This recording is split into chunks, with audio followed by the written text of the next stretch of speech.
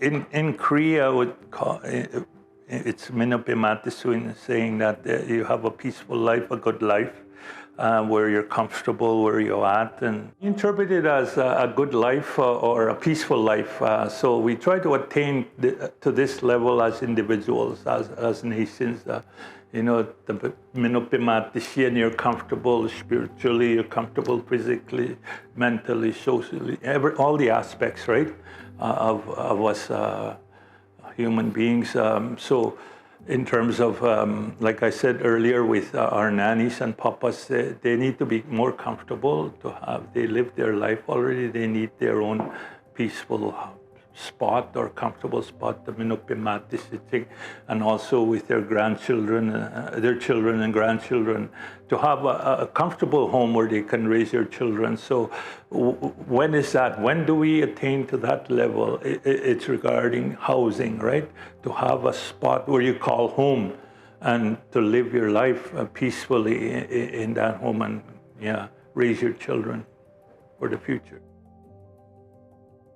One of our clients, Mr. Dennis Day, he's a dialysis patient. He lived at our boarding home in Winnipeg, and unfortunately his house burnt and beyond repair. So insurance kicked in, and this is where Bison jumped in as fast as they could to develop a house special for a dialysis patient, where he needs a clean environment, a comfortable environment, and a space where he can dialyze at home. Well, after talking to James Dixon, he was housing counselor at the time, and the sad part is my house burned down last year, the house fire and everything with it, all the memories and all the crooks and crannies of the house. And James said, your house is insured. I said, okay. So what do we do now? So I talked to him a few times there. He said, do you want a modular home or do you want a stick built? That means from ground up you build the house. So I went with the modular homes. It's a good solid home. I've seen it built in Winnipeg and or in Beausejour, and I saw the step-by-step process, which I thought was great, and I enjoyed going there and looking at the building as it was proceeding. I had nothing better to do but dialysis and go and see my house being built, and I was excited. Wife was excited too. I asked Bison if I could have a room for my dialysis, and then we sort of looked at the plans, and Shane is one of the bosses, I guess, and I sat down with him and we decided together to have the room smaller just for dialysis. This is my dialysis room in the future, home dialysis they call it. And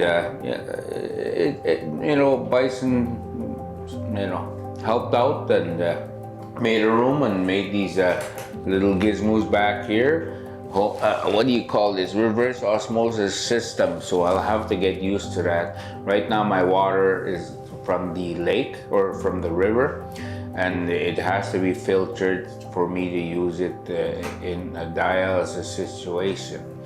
So my kidneys failed, here I am, but now I have a home that Bison Homes made for me, and this is where I'm gonna have a dialysis. A chair will go here, and the water system is back here. I'll have self-control when I dialyze, when I have to have, come into my room and dialyze in the evening, have all day. Right now, I get dialysis at the hospital at 11 o'clock, which I don't have a full morning. I don't have an evening, an afternoon. Now, this is ready to go.